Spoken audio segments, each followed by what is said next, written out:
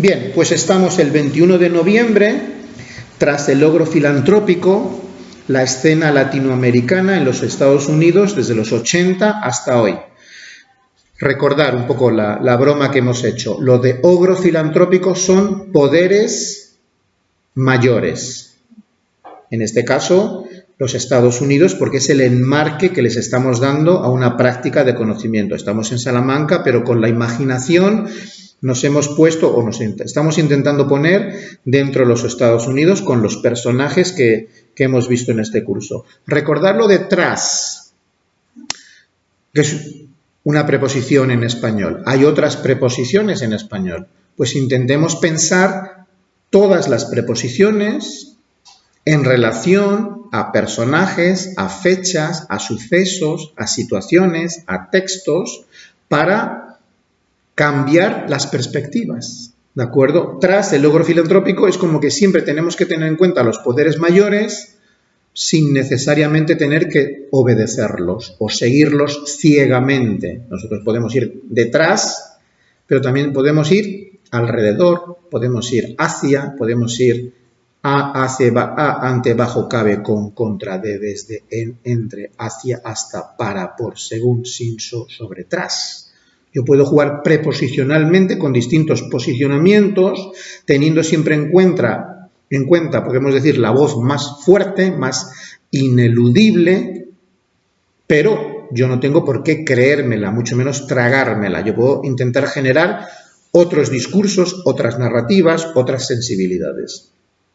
Eso de escena latinoamericana, como os dije, es un guiño a Henry James, un autor estadounidense que me encanta. Para mí es uno de los mejores estilistas de la lengua inglesa del siglo XIX, principios del XX. Bueno, pues Henry James, eso de escena nos alude a un espacio teatral, la teatralización, la puesta en escena. Lo que vimos, el término francés, que luego lo hablaremos y Olga nos ayudará a entenderlo bien, eso de mise en abîme. Y os voy a proyectar algunas imágenes para que lo pensemos visualmente, pero a nivel de actividad de pensamiento. Es un recurso que nos puede ayudar a pensar de una manera, yo creo, más dinámica y más inteligente. Eso de teatro dentro del teatro, cuando nos intentamos conocer o queremos saber, conocernos, situarnos en el mundo, es una puesta en escena, es un ejercicio de autocomprensión, pero si yo me estoy intentando entender a mí mismo, ahora mismo me estoy relacionando con 6 personajes en esta aula y este curso trae 5 personajes más. Yo nunca estoy solo. De hecho, si yo estuviera solo realmente en el mundo, yo enloquezco. Si lo pensáis realmente, yo no soy autosuficiente. Yo incluso si me estoy intentando entender, el lenguaje siempre es comunicación, relación, a veces relación tensa, pero entonces esto llevado a la práctica de conocimiento es una invitación del curso y por supuesto luego del libro. Por supuesto tenemos la gran preocupación americana. América como gran, ayer lo dijimos para que lo penséis, ¿es un continente o son 2? ¿América es únicamente los Estados Unidos? ¿O es también algo más y se llama latino como algo externo? ¿Lo latino está externo al logro filantrópico o está dentro? ¿Lo anglo está dentro de lo latino o está fuera? ¿Veis? Empezamos ya a jugar. Lo americano, históricamente, ¿surge de la nada hermosamente, graciosamente o surge de un expansionismo colonizador imperial europeo? Ya lo tenemos. Claramente no surge nunca ningún concepto espaciotemporal surge de por sí solo, aislado, autosuficiente, ¿de acuerdo? Por lo tanto, esa es otra invitación del libro. Estados Unidos es un poco el enmarque opresivo y expresivo de estos personajes y de estas temáticas en relación a este curso, pero yo podía dar otro tipo de enmarque a este libro. O sea, el curso está invitando que este no es el enmarque ineludible, inevitable, que hay otros enmarques. Ahora estamos aquí en Salamanca, en España. Algo que podemos pensar.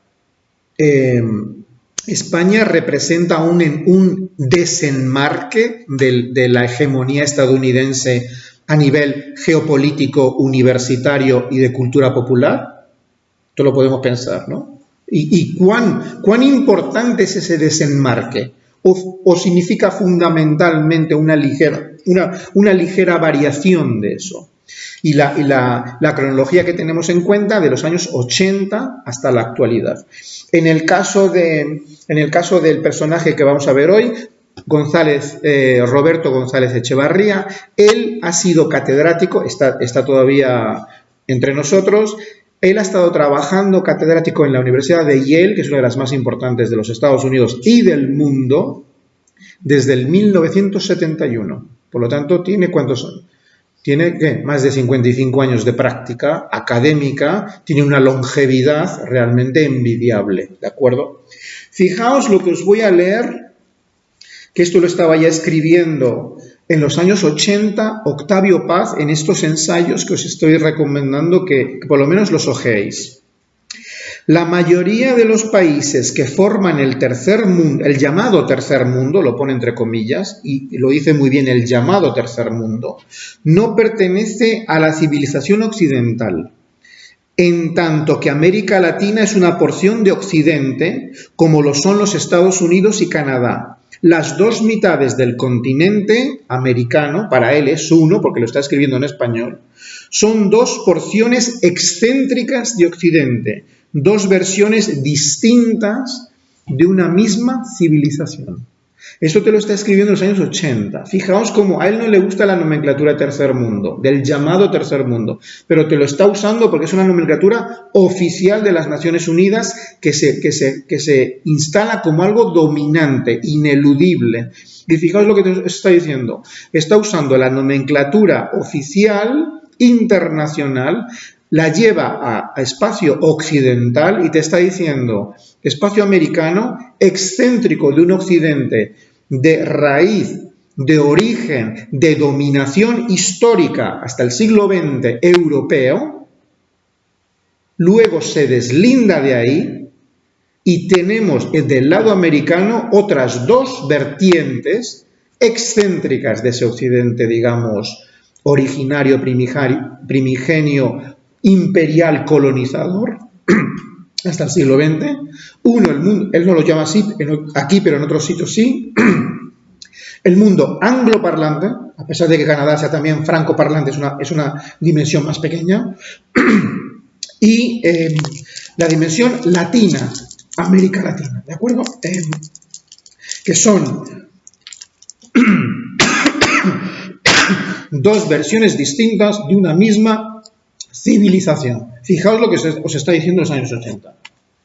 Entonces, recordar que hemos tenido los tres niveles de análisis, que la sugerencia es que los pensemos todos juntos al mismo tiempo. El nivel geopolítico, el nivel académico, que podemos llamarlo de medio pelo, que es donde estamos aquí ahora nosotros, puede subir o bajar según el nivel de exigencia, y luego el nivel popular o el nivel de consumo de masas, ¿de acuerdo? Que es lo que hacemos cuando salimos a la calle, lo que nos llega a través de las redes, lo que, si hojeamos un periódico, nos enteramos sin que necesariamente lo persigamos. Son tres niveles de análisis totalmente diferentes y nosotros estamos en un englobamiento que lo podemos llamar occidental, de distintas, digamos así, distintos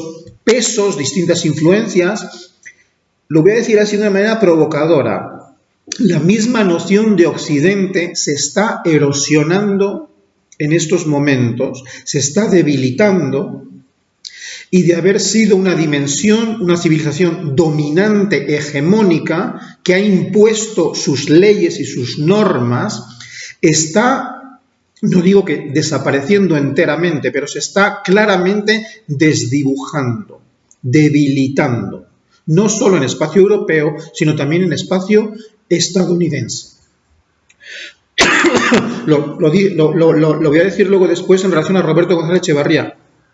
Los mismos Estados Unidos se están viendo a sí mismos como menos occidentales que hace 50 años. A los tres niveles. Los mismos europeos se están viendo ahora mismo, se miran en el espejo y se están viendo con muchas dudas sobre qué tipo de civilización son. No ya cómo se comportan, sino que cómo somos, qué significa eso de europeo, cómo nos comportamos políticamente, culturalmente, ¿de acuerdo? En espacio de relaciones internacionales, sobre todo en ciencias sociales, ya no están usando eso de Occidente, lo que en inglés se dice West, incluso Liberal West lo usan.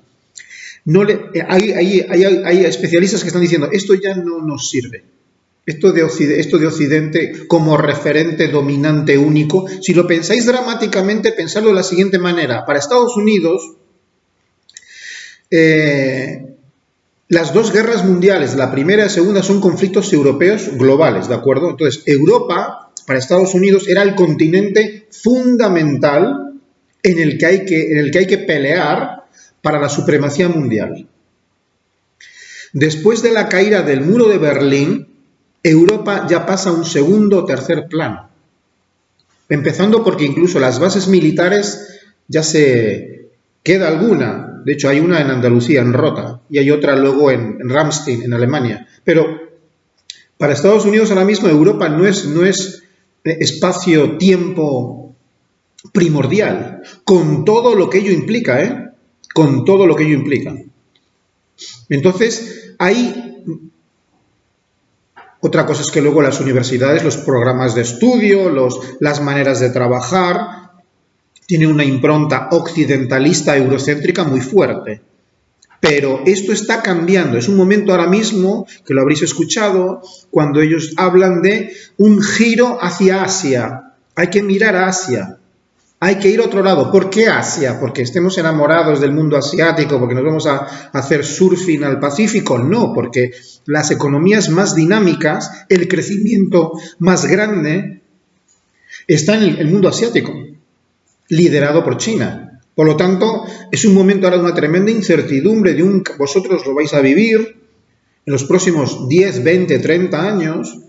Es un cambio, es un giro mundial muy, muy importante, donde una hegemonía occidental a la que se incorpora los Estados Unidos desde el 1898 hasta prácticamente el día de hoy, esa hegemonía estadounidense se está debilitando, está claramente declinando. No va a desaparecer mañana, pero ya no es ya el ogro filantrópico ya no es el personaje único en el mundo. En los años 80, cuando está escribiendo Paz, sí. Cuando cae el muro de Berlín, nadie se atreve a decirle nada a Estados Unidos. El lenguaje era, hemos ganado la Guerra Fría. El lenguaje que se usa, que es un lenguaje que si lo escuchas desde otros países suena muy grosero, y esto se dice en Estados Unidos, somos la mejor nación de la historia del mundo. Lo cual, si pensáis, por ejemplo, después de la Segunda Guerra Mundial, la riqueza del mundo, Estados Unidos no sé cuánto tenía, no sé si era el 50, 40, 50, 60% del mundo, pero claro, después de un conflicto a nivel mundial donde Europa queda totalmente destrozada.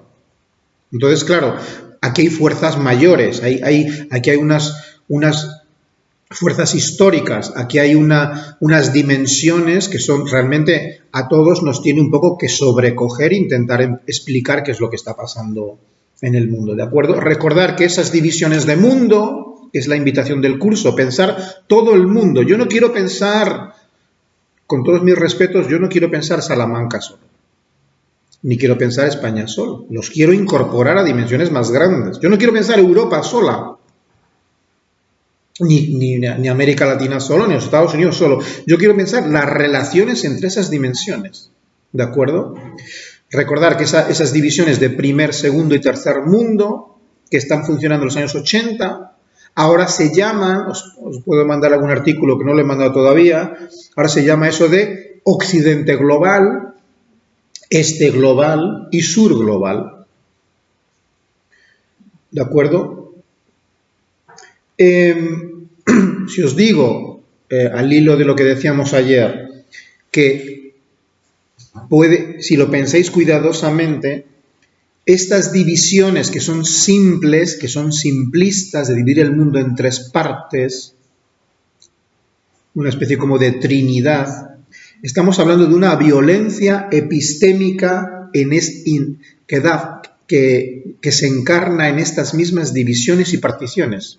Es un simplismo que detrás de él vienen muchísimos intereses, ¿de acuerdo? Si yo separo, si yo divido el mundo con la complejidad que tiene en dos, tres partes, ya esto es un ejercicio, Rabasa diría, es un ejercicio de una violencia epistémica. Estoy simplificando, ¿de acuerdo? Entonces, contra esto, algunos de estos personajes con los que nos estamos nosotros relacionando, intentan por lo menos hacer algo con estas divisiones de pocos números, 1, 2, 3, ¿de acuerdo? Una superpotencia ordenadora del mundo, una bipolaridad de dos superpotencias, Estados Unidos y la URSS, con la Europa siempre dócil, perteneciente al lado occidental, del lado occidental de Europa también, ¿de acuerdo? Hemos visto en este curso 5 personajes: Miñolo, Beverly, Rabasa, Adorno y ahora vamos a ver a González Echevarría. 5 personajes diferentes entre ellos, 5 trayectorias, 5 sensibilidades muy diferentes. Entre ellos no se sentarían los 5 a la mesa, ¿de acuerdo? Adorno y Echevarría sí, porque los dos aparte son colegas, han colaborado en el contexto de Yale. Miñolo, yo creo que no se sentaría con ninguno. Beverly con Rabasa, sí. Rabasa con Miñolo y Beverly se sentaron en el pasado, ahora ya a lo mejor no. Rabasa con los de Yale tampoco. Los de Yale con Miñolo tampoco. A pesar de que Miñolo y Adorno colaboraron con el aniversario del 92. ¿De acuerdo? Por lo tanto, son personas ya de cierta edad que han colaborado, que se han luego también entre ellos distanciado por los mismos intereses. Y a esos 5 personajes tenemos que añadir 6 más. ¿Cuáles vamos a añadir, Olga? ¿Qué 6 personajes más? Efectivamente, los tengo aquí. José, Olga, Gidan, Peixoan, Lorena y Fernando. Y me olvido no escribí Andrea, pero también Andrea, ¿de acuerdo? Entonces, lo que quiero decir con esto es que si intentamos entender una realidad social, cada perspectiva, lo estoy personalizando para que se entienda fácilmente, lo estoy personalizando para entenderlo. Es cualquiera de estos temas, si yo me voy única y exclusivamente a Miñolo, me da su perspectiva. Una perspectiva que luego puede ser cambiante. Pero si me voy a González Echevarría, como lo vamos a ver en esta segunda mitad, es una perspectiva totalmente diferente, totalmente antagónica. ¿De acuerdo? Si yo me voy... No, de nuevo, es para que se entienda. Si yo, vamos a decir, nos vamos al mundo de Olga, Olga ya tiene su perspectiva, luego por supuesto que lea a estos autores, pero la perspectiva de Olga estoy seguro que no va a ser la misma de José o de Peixoan, ¿de acuerdo? Entonces, esto es importante entenderlo. Lo voy a generalizar de una manera también grosera, digamos, pero para que se entienda. En esta clase hay 2 estudiantes que vienen de una perspectiva china. Estoy seguro que nosotros ni nos imaginamos lo que significa esto desde una perspectiva asiática. Es el concepto de perspectiva, concepto escorzo. Una perspectiva muy pronunciada, para muchos de nosotros ahora mismo ininteligible. Realmente no lo sabemos. Luego os voy a enseñar algunas imágenes para que aprendamos a ver esa perspectiva, ¿de acuerdo?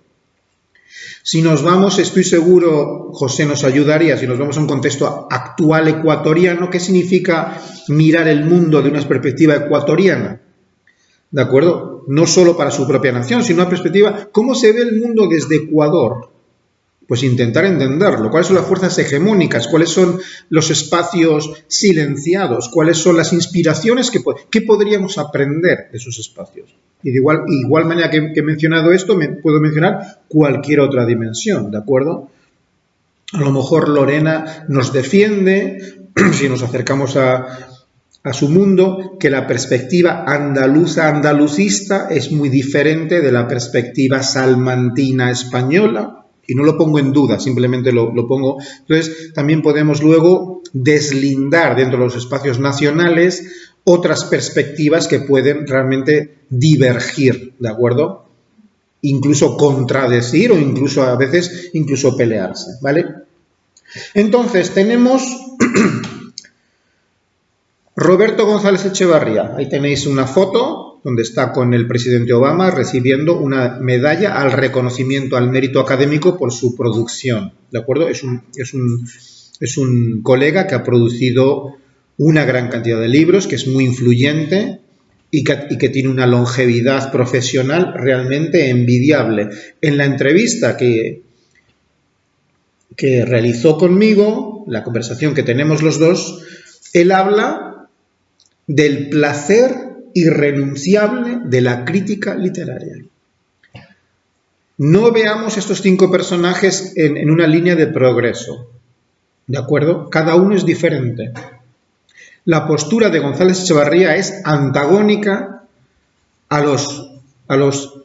no a los 4 anteriores, porque estaría de acuerdo bastante con Rolén Adorno, pero los 3 anteriores, Miñolo, Beverly y Rabassa, son posturas antagónicas, yo diría que irreconciliables. Ven su labor académica de manera totalmente diferente. Entonces vamos simplemente a señalar algunos de esos aspectos. Él viene, como he mencionado, de un contexto de la Universidad de Yale, una universidad muy poderosa, muy influyente, y lleva trabajando de los años 70, ¿de acuerdo? No sé si os sonará el nombre de Harold Bloom con todo el canon occidental. Harold Bloom es un personaje bastante influyente de una crítica literaria. Hoy lo consideraríamos tradicionalista de literatura mundial. Harold Bloom defiende eso que él llama el canon occidental. Y él se implica, él desarrolla toda su carrera para el desarrollo del canon occidental, en el que originalmente tanto España como América Latina tienen una presencia exigua, muy, muy pequeña. Prácticamente son invisibles. Quitando la mención rápida a Cervantes, prácticamente dentro del ámbito literario no habría nada más. Lo digo inicialmente.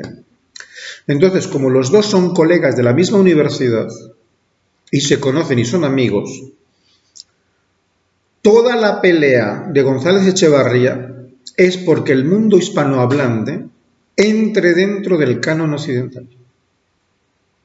Los dos defienden Occidente. Y de lo que se trata es de ser una presencia en el mundo occidental. Eso de canon, si lo miráis luego también en el diccionario, es una palabra hermosa, es una palabra muy importante, porque todas las peleas por el canon, qué incluir, qué hay que leer, qué hay que saber, qué hay que estudiar en las universidades, sobre qué hay que evaluar, sobre qué hay que examinar, y luego las presencias, cuáles son los autores más importantes de esta literatura nacional. Suelen ser hombres, el 90%.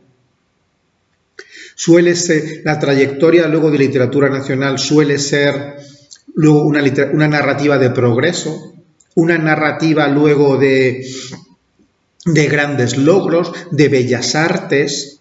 Suele ser literatura como ficción, con dominio desde el 19 en adelante de la novela como el gran género más que luego demuestra modernización, ¿de acuerdo? Por lo tanto, este tipo de lenguaje ha sido importantísimo en los años 80. Vosotros no sabréis, pero cuando estaba Reagan en el poder, es una de las primeras guerras culturales. Entonces, en la época de Reagan es cuando se está trabajando ese tipo de cosas de canon occidental, y sectores latinoamericanistas que se ven fuera de todos estos marcos empiezan a cuestionarlo y sacar otros géneros expresivos, que no literarios, pero por ejemplo el género de testimonio es muy importante porque rompe estos moldes, ¿de acuerdo? Pero toda la interrogación por la literatura y la cultura como algo digno de estudiar, que no tiene por qué entrar necesariamente en estos cánones occidentales, eurocéntricos, civilizatorios, universalistas. ¿Veis? Estoy usando un lenguaje miñolesco de cuestionamiento y de deseo de rompimiento de este tipo de moldes restringidos, ¿de acuerdo? Él representa, González Echevarría representa ya una anomalía. ¿Cuál? En su caso, él se calificaría de hispanista y latinoamericanista. Él ha practicado, ha desarrollado el peninsularismo y el latinoamericanismo, lo cual es una anomalía. Hay muy poca gente que dentro del mundo hispanohablante trabaje con igual deseo, con igual pasión, con igual dedicación, con igual devoción la tradición española, en un sentido amplio de la palabra, y la tradición latinoamericana. Él empieza, su tesis doctoral es sobre Calderón de la Barca. Yo en los Estados Unidos no me he encontrado a nadie que ya enseñe Calderón de la Barca. ¿Alguno habrá? ¿Alguno habrá? Y no lo estoy defendiendo como si fuera algo ineludible, inevitable. Alguno habrá, pero prácticamente son ya personajes y figuras que prácticamente han desaparecido del escenario pedagógico. Él luego, como representante de la diáspora cubana, él es de origen cubano, él sale de Cuba con motivo de la Revolución Castrista, él va a defender siempre, por supuesto, tiene un especial afecto. En la entrevista, si la habéis leído con cuidado, o si la leéis con cuidado esta noche, veis que hay una enorme calidez cuando habla de su infancia, por ejemplo. Es muy hermoso cómo habla de la infancia. Y sobre todo luego al final de la entrevista, cuando habla sobre béisbol y rescata el mundo del béisbol, que no sé si sabréis, pero el béisbol se juega en todos los países colonizados por Estados Unidos, por lo tanto, Venezuela, Cuba, se juega muy bien a béisbol, les gusta jugar, ¿no? Aparte luego en la entrevista, él usa términos estadounidenses cubanizados. Es muy, entre comillas, gracioso, pero muy encantador escucharle. Aparte luego, como habéis escuchado en la entrevista, es un español cubano, diferente del español argentino de Miñolo y del español mexicano de Rabasa. Por lo tanto, podréis escuchar y disfrutar las distintas diferencias dentro del mismo español. Una sugerencia que os voy a hacer ya. Las naciones menores entre comillas, pero las naciones menores significan a través de su literatura nacional, en un espacio geopolítico tenso. Es decir, a que vosotros no, si leéis la prensa, veis la televisión, a que no se habla de la literatura rusa en el momento actual, a que no se comenta nada de la escritura china, por ejemplo, a que no escucháis nada de la hermosura de la cultura iraní. Es decir, ¿veis? Si me voy a la geopolítica, hay naciones que tienen, entre comillas, mala prensa en el mundo occidental, liderado por Estados Unidos, y ahí la literatura no importa, ahí importa la rivalidad geopolítica y lo demás, pues que venga por añadidura. Las naciones menores, que no son superpotencias, que no tienen armas nucleares, que tienen una población más restringida, en ciertos espacios van a intentar significar a través de la literatura. Y fijaos lo que hemos hablado estos días de cómo España está potenciando la lengua española. Parece que no pueden invocar nada más. Porque no están reivindicando, por ejemplo, yo qué sé, otra cosa. Salamanca está reivindicando mucho la gastronomía. Su actual rector La tecnología, vamos a ver cómo va eso, pero si lo pensáis, uno que puede invocar para llamar la atención mundial de una manera deseable. Es una pregunta muy, muy difícil de contestar. ¿Cómo significa? Otra pregunta fuerte, para que penséis la complejidad un poco de este curso, de este libro y de estos colegas. ¿Cómo significa la extranjería de naciones menores en la academia estadounidense? La voy a reformular. ¿Cómo significa la extranjería en las tripas del logro filantrópico? Y la contesto, a duras penas. A duras penas, es decir, con dificultad. A duras penas, con dificultades. Con muchas dificultades. Roberto González Echevarría representa la gran tradición latinoamericana, también española, del exilio, de la diáspora, de las migraciones. Hay una gran producción latinoamericana, también española, de exilio. Es decir, la gente, estoy mirando a José, porque sé también, José está representando ahora mismo algo, y también a lo mejor Andrea. Andrea es que sé menos de ella porque no me lo ha escrito, pero yo sé que José, por lo que me ha dicho, ya representa una salida de su país original con un deseo primero de querer formarse y querer saber más. Pues América Latina representa, tiene casi, lo voy a exagerar un poquito, casi que sus mejores escritores han tenido que salir de América Latina para ejercer de escritores. Desde luego, todos los autores del boom literario de los años 60, casi todos, no todos, lo estoy exagerando, pero casi todos salen de sus sitios originales para poder escribir y desarrollarse y que su escritura sea luego ambiciosa, amplia, cuestionadora. Un debate clásico es, por ejemplo, Vargas Llosa y ¿Perdón? No, claro, García Márquez, por supuesto. No me viene el escritor indígena de Arguedas. Es decir, Vargas Llosa y Arguedas. Es el gran dilema, por ejemplo, en contexto peruano. Arguedas es escritor autóctono, telúrico, interno a Perú, con luego un drama personal, se suicida al final. Es un mundo luego muy cercano al mundo quechua hablante. Y Vargas Llosa es el cosmopolita. De hecho, es tan cosmopolita que luego se hispaniza tremendamente. Viene a este país y luego canta un poco las glorias de España, la literatura española en un contexto internacional, ¿de acuerdo? Literatura en español, porque él luego siempre reivindica, por supuesto, la literatura latinoamericana. Pero entonces, esto es muy importante tenerlo en cuenta, la importancia del sujeto de conocimiento migrante que ha tenido que salir de su contexto inicial porque ahí no podía haberse desarrollado con la fuerza que se ha desarrollado en otros sitios.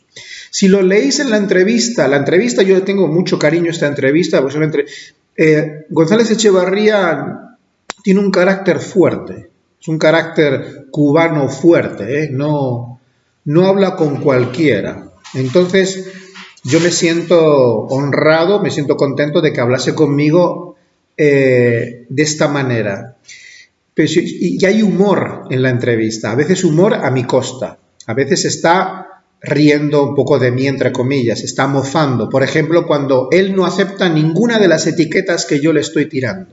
Cuando yo le quiero calificar, cuando yo quiero que se defina, cuando yo quiero que aclare algo en cuanto a las tendencias de crítica literaria, él las rechaza todas. No se deja etiquetar. Lógico también, ¿no? O sea, él como gran catedrático laureado de Yale me ve a mí, en ese momento yo era profesor de Stanford, pero me ve a mí con la edad y tal, dice, tú a mí no me vas a calificar. Entonces, la entrevista tiene momentos buenos, porque incluso si escucháis los audios, a veces lo rechaza claramente. Me dice muchas veces que no, ¿de acuerdo? Muchas veces que no. Él adopta claramente, lo dice claramente, una actitud de promoción de la literatura en español tanto española como latinoamericana, en el contexto de los Estados Unidos. Él se llama hispanista y dice que en su contexto, cuando él empieza a trabajar, es el único que está en el departamento de literatura comparada. Es el único que está defendiendo eso. Esto es muy importante porque el contexto de Yale, los años 70, 80, es la influencia de la teoría literaria francesa. Por ahí pasa Derrida, ahí tiene una impronta muy fuerte Foucault también. Hay toda la semiótica y el estructuralismo y postestructuralismo se mete a Estados Unidos a través de la Universidad de Yale. Por lo tanto, fue muy francófila en ese momento. Aparte luego, los estudios estadounidenses de su propia literatura americana, estadounidense, eran estaban menos desarrollados, eran menos sofisticados en ese momento. Entonces, es una impronta, una fuerza continental europea francesa, muy importante. Y esto le influye también a González Echevarría, ¿de acuerdo? Pero él está defendiendo un territorio y dice, yo soy el único que está aquí con mis colegas defendiendo este territorio, que todo esto sea visible, que le den importancia. Él habla en un momento de que sus colegas son racistas e ignorantes con respecto a la literatura hispanohablante. Fijaos lo que está diciendo, ¿eh? No es tonto, está diciendo que hay unos desprecios muy fuertes, heredados, y hace precisamente una referencia a García Márquez. Y dice, mis colegas, por supuesto que lo leen en traducción, que esta es otra dimensión, no lo leen en el original, porque no saben español, lo leen en traducción. Dicen, algunos de mis colegas dicen que Márquez no es un gran escritor, que empiezan a leerlo y no llegan a la página 100. Fijaos lo que estoy diciendo. Sus colegas que como que no se toman en serio al que luego va a ser el premio Nobel, que es uno de los nombres más importantes de todo el boom latinoamericano. ¿De acuerdo? América Latina es visible culturalmente, académicamente en los Estados Unidos, en espacio de humanidades, desde los 70 en adelante. ¿Por qué? Por la Cuba de Castro y por el boom literario. González Echevarría lo dice, sin el boom no estaríamos aquí.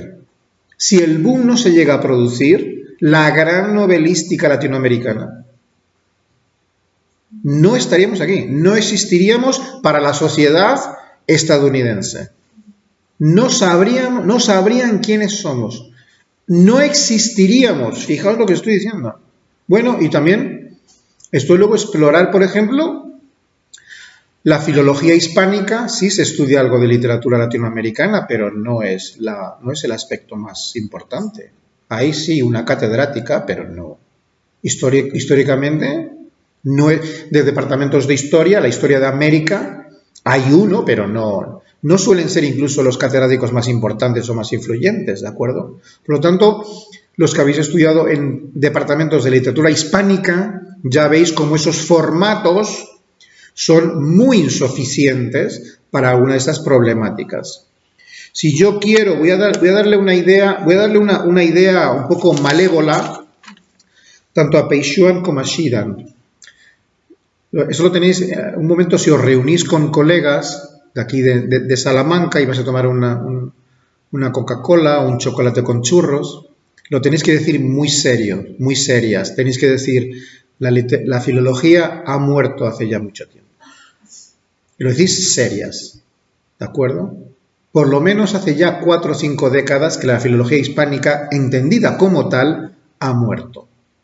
Eso es un poco lo que este curso está diciendo, articulando, porque los mismos supuestos de conocimiento de la filología hispánica son tremendamente insuficientes. Y cuando ya te estén mirando mal, les vas a dar otra palabra incluso más fuerte. Vas a decir, y las humanidades están agonizando en el momento actual.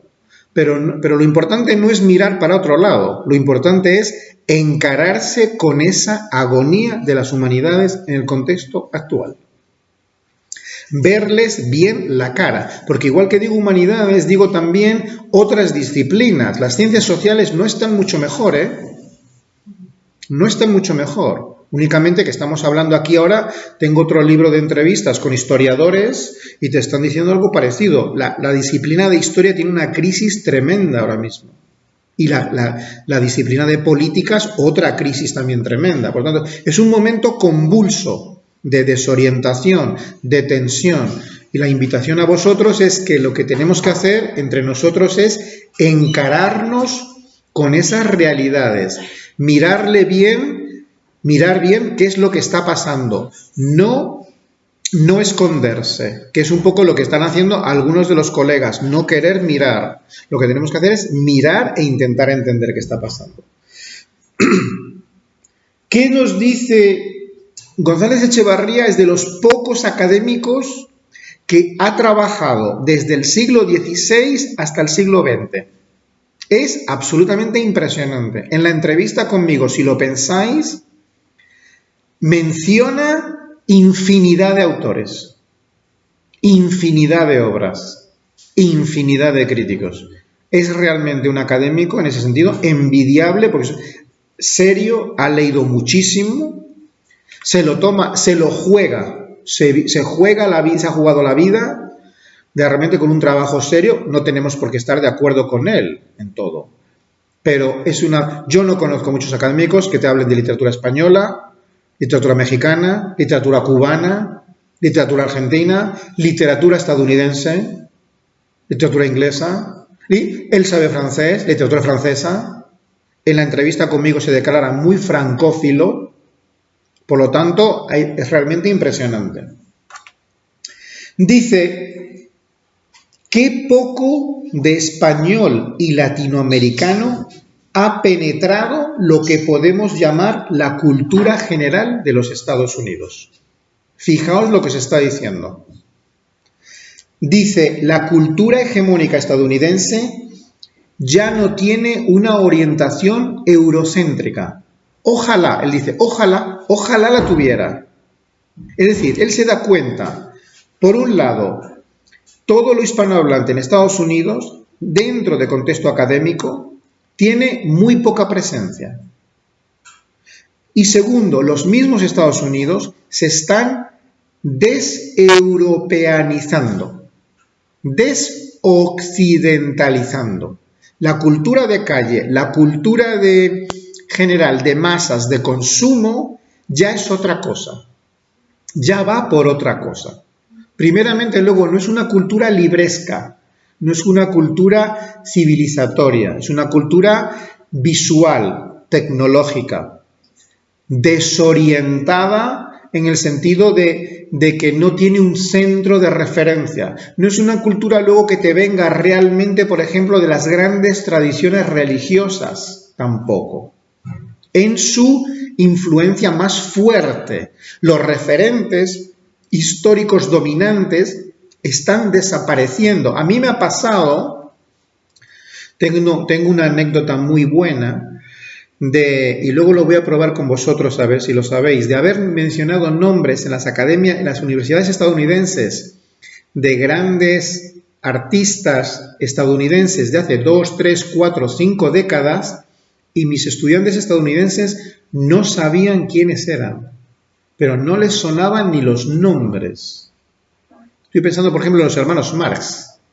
Estoy pensando en Bob Hope, por ejemplo. No es que no supieran quiénes fueran, es que no, incluso escuchan ese inglés de sus antecedentes y no saben si son estadounidenses. Es alucinante. Esto luego lo voy a desarrollar incluso con vosotros, lo voy a poner a prueba con vosotros. Por lo tanto, González Echevarría, que para él lo literario es el centro de su mundo, él te está diciendo, hay un desdibujamiento de lo literario en la sociedad estadounidense. Ya no es un referente, si es que lo fue alguna vez, ya no es un referente para la sociedad. Incluso, lo mismo, él te lo diría, incluso ni para mis mismos estudiantes. Ya no son referentes. Alguno puede estudiar literatura, pero no es algo que lo hagan ni muchos, y los pocos que lo hacen no lo hacen con una intensidad que puede llegar a un ámbito profesional. Lo digo muy rápidamente porque esto no tengo tiempo a desarrollarlo. Él luego está muy implicado con el barroco, con el horizonte del barroco del 17. Los latinoamericanos tienen un mundo mucho más rico que el español, porque para ellos el barroco es barroco histórico del 17, Góngora, Espinosa y Medrano, en contexto peruano, pero también es el neobarroco del siglo XX, y ahí los cubanos tienen una fuerza tremenda. Por lo tanto, alguien como González Echevarría, que se define a sí mismo como barroco, dice, no, yo soy barroco, en el sentido de proliferación de referentes. Él se da cuenta que ese barroco circula de una manera exigua, reducida, empobrecida en el contexto estadounidense actual. Cuando yo le menciono, incluso ya no sé si entendéis el término de choteo cubano. ¿Lo entendéis? ¿Entendéis no? ¿Choteo cubano? ¿Lo entendéis? ¿No? ¿Choteo cubano? El choteo cubano es como el cachondeo español. ¿Entendéis el cachondeo español? ¿Sí? Es lo mismo. Es el habla de burla. Es la mofa. Que puede ser en buen sentido, es decir, yo puedo, entre comillas, puedo cachondearme con Lorena, pero porque es cómplice, está conmigo, está en la broma, o puedo cachondearme de mala manera a costa de Lorena, ¿de acuerdo? Que sería más cruel. Entonces, González Echevarría practica el choteo cubano conmigo en la entrevista, ¿de acuerdo? Porque cuando yo le digo, bueno, entonces tú eres hispanista y latinoamericanista, que es verdad. Él dice, bueno, tú llámame lo que tú quieras. A mí me da igual, ¿entiendes? De nuevo, él no quiere que yo lo defina, ni lo califique, ni le ubique, ni lo limite, por supuesto. Él es mucho más importante que yo, es más mayor que yo, ha tenido unos reconocimientos que yo nunca voy a tener, por lo tanto yo no voy a decir quién es él, ¿de acuerdo? Entonces, pero esto es importante porque la entrevista tiene un tono de choteo que yo considero cálido, es decir, él se está bromeando conmigo, a veces me está un poco, a veces como que se ríe un poquito, pero siempre un tono amable, siempre un tono cordial, ¿de acuerdo? Cuando yo le pregunto, por ejemplo, vamos a acabar así de una manera ya más amable, pero siempre significativa, ¿eh? Yo le digo, bueno, Roberto, vamos a ver, el mundo actual de las humanidades en los Estados Unidos, ¿brindamos con champán? ¿Cómo contesta?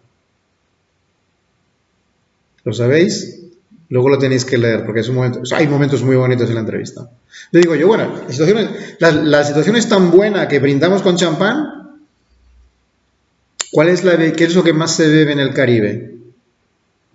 Ron. Y él dice, bueno, aquí en Yale por lo menos brindamos con ron. Y hace la autopromoción de su departamento. Cuando yo le digo, estudios culturales, ¿lo aceptas?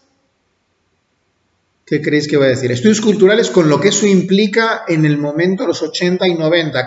Lo que pasa, hoy actualmente la misma etiqueta de estudios culturales se ha diluido mucho y todo el mundo hace estudios culturales, ¿de acuerdo? No estudios civilizatorios, pero sí estudios culturales. Esto luego lo hablo en la segunda parte de la clase. Los estudios culturales fue una modalidad de conocimiento de las humanidades de los años 80-90. Si yo le pregunto a González Echevarría, ¿tú haces estudios culturales? ¿Qué creéis que me va a contestar? ¿Sí o no? Y si no lo sabéis, yo luego lo aclaro. ¿Qué creéis? No. Me dicen, no, yo eso no lo hago, eso lo hacen otros. Y luego lo explico en la segunda parte de la clase. Si yo digo, tú eres liberal, tú eres un socialdemócrata liberal, cubano liberal, ahí está, él sería, es decir, él se encontraría a gusto con Obama luego le da reconocimientos. ¿Él qué creéis que es? ¿Demócrata, republicano, trumpista o qué? ¿Qué creéis? Él. Los académicos suelen ser todos, Claro, los académicos en general suelen ser todos demócratas, hay muy pocos republicanos y mucho más de esta línea obamista que acepta más luego las procedencias culturales, nacionales, raciales, que no otros contextos. Pero él me dice en la entrevista, no, no, yo no soy eso, tú llámame lo que tú quieras, ¿ves? O sea, tampoco te acepta eso. Él tiene muchos libros importantes, pero a mí hay dos que me gustan especialmente, que son La prole de la Celestina, en inglés es Celestina's Brood, la prole, que es una palabra bonita en español, se ha traducido como prole, la prole de la Celestina, y Mito y Archivo, teoría de la narrativa latinoamericana. Son dos libros que a mí me gustan mucho, que los leí cuando estaba yo haciendo el doctorado en la Universidad de Duke. ¿Qué es eso de la prole de la Celestina? Pues nada más y nada menos se va a la gran obra de la Celestina, que dice, a mí me encanta la Celestina. A mí también, es una de mis obras favoritas. ¿Quién ha leído aquí la Celestina? Me parece muy bien. Una chica seria. Lorena es una chica seria, o sea que no dudéis, ha leído la Celestina. Olga es menos seria porque todavía no la ha leído. Pero hay que leer la Celestina, que es una gran obra de Fernando de Rojas. Entonces, el libro La prole de la Celestina, lo que hace González Echevarría, y lo explica en mi entrevista, empieza con la Celestina y acaba con Carpentier, con los cubanos. Fijaos, son 500 años de trayectoria. ¿Y por qué acaba con los cubanos? Porque los cubanos te están reivindicando un barroco español y ellos están creando un neobarroco, que es un vanguardismo literario expresivo sumamente original y creativo. De nuevo, os animo a que leáis a estos grandes escritores cubanos, Sarduy, Lezama Lima, Carpentier, que tiene concierto barroco, para que veáis lo deslumbrante de su prosa. Son libros difíciles, ¿eh? El castellano es un castellano hermoso, complicado, múltiple, diacrónico, tremendamente expresivo, irreverente, tiene un tremendo humor, es tremendamente irreverente con la historia. Por lo tanto, ese libro cubre 500 años. Y luego, Mito y Archivo, donde está recreando la noción derridiana de archivo y está creando narrativas y teorías totalizantes de la narrativa latinoamericana. Es decir, son libros muy ambiciosos, es un gran lector, ha leído mucho y quiere darte una visión totalizante de eso de América Latina en relación, él luego lo dice en la entrevista, un momento muy bonito, dice, yo estoy defendiendo todo esto no para la grandeza de Cuba, no para la grandeza de América Latina, no para la grandeza de España, para la humanidad, ¿veis? Para la totalidad del mundo. Él no es nacionalista en un sentido restringido de la palabra. Y él, cuando yo le aprieto en la entrevista, me dice, no, yo no escribo solamente para los estadounidenses, yo escribo para el mundo. Yo voy a Francia, yo voy a América Latina, yo hablo con quien sea. Yo me desarrollo profesionalmente en los Estados Unidos y los Estados Unidos le han premiado muy bien, ¿eh? Ha tenido un puesto de trabajo de los mejores de la Academia Estadounidense. Por lo tanto, voy a cerrar ahí y simplemente acabo con lo siguiente, que eso luego ya es más cuestionable. Él va en la entrevista, y lo seguiría haciendo hoy, va a afirmar y defender la especificidad literaria hasta el final de los tiempos, que son finitos. Él, en la entrevista, una y otra vez, está defendiendo eso de literatura. Dice, sí, yo también hago otras cosas. Yo trabajo el derecho, yo me acerco a la sociología, yo uso antropología también. Pero él dice, yo me la juego vivencial, emocional, intelectualmente, por eso que se llama literatura, ¿de acuerdo? Como algo específico, algo concreto, y en especial la literatura hispanohablante, ¿de acuerdo? Vale, pues cortamos ahí.